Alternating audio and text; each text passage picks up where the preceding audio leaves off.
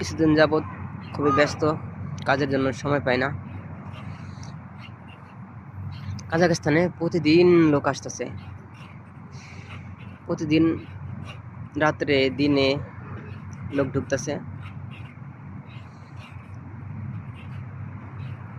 তো যে সমস্ত বাইরে আসতে চান, বিভিন্ন মাধ্যম আছে, কয়েকটা মাধ্যম দিয়ে লোক ঢুকতেছে, আমি ওইগুলোরে চিনি না।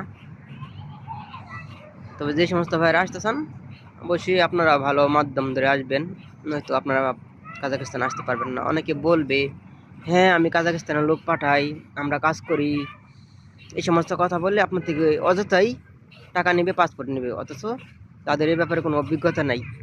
তারা করবে কি জানেন, আপনার থেকে টাকা নিয়ে পাসপোর্ট নিয়ে তারা খুঁজবে কাজাখস্তানে কারা লোক পাঠা।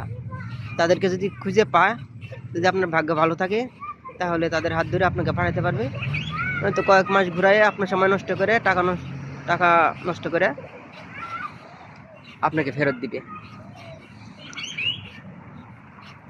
এমন অনেক ঘটনা হইতাছে। আমাকে সারা বাংলাদেশ থেকে অনেক ভাইরে ফোন দিয়ে এই সমস্ত কথা বলে যে ভাই কয়েক মাস এসে জমা দিছি, যাইতে পারেনি, টাকাও দেয় না, পাসপোর্টও দেয় না। এর জন্য বলতেছি আপনারা যেহেতু আসার জন্য জমা দিবেন, ভালো মাধ্যম ধরে জমা দিবেন। যার তার কাছে দিলে কি আর কাজ করতে পারে? সবাই কাজ করতে পারলে কাজাখস্তানে এতদিন লক্ষ লক্ষ মানুষ চলে আসতো। কাজাখস্তান এত ভালো দেশ যদি বাঙালিরা জানতো, তাহলে এতদিনে লক্ষ লক্ষ মানুষ চলে আসতো।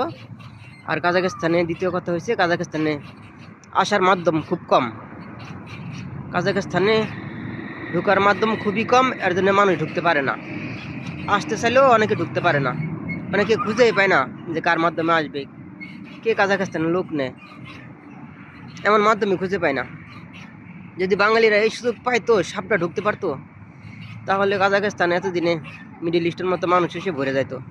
তবে কাজাখস্তানে যত মানুষই আসুক, কাজাখস্তান বিশাল আয়তনের দেশ, কাজাখস্তানে বিভিন্ন খনিজ আছে, কাজাখস্তানে মিল ফ্যাক্টরি বেশি, এর জন্য কাজাখস্তানে কাজের কোনো কমতি নাই। যত মানুষই আসুক কাজাখস্তানে কাজের কোনো কমতি নেই। কিন্তু শীতের মধ্যে বাইরের কাজগুলো একটু কষ্ট হয়, এই ফ্যাক্টরির কাজ আরাম। আবার বলতেছি, যে সমস্ত ভাইরা কাজাখস্তানে আসার স্বপ্ন দেখতেছেন, আপনাদের স্বপ্ন যেন পূরণ হয়, অবশ্যই ভালো মাধ্যম ধরে যাচাই বাছাই করে জমা দিবেন। কারণ আপনি যখন জমা দিবেন, আপনার ফ্যামিলির সবাই আশাবাদী হয়ে থাকবে যে আপনি কাজাখস্তানে আসবেন।